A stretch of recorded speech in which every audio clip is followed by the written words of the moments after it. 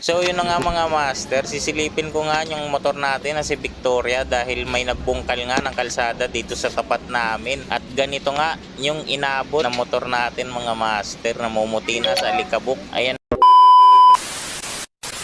nga pala yung binungkal na kalsada dito sa harapan namin. May nilad nga pala yung bumungkal niya mga master dahil babaunan daw ng tubo. At pati nga hanggang dito sa tapalodo niya mga master is kinain nga ng alikabok. Kaya kailangan nating karwasin ngayon to.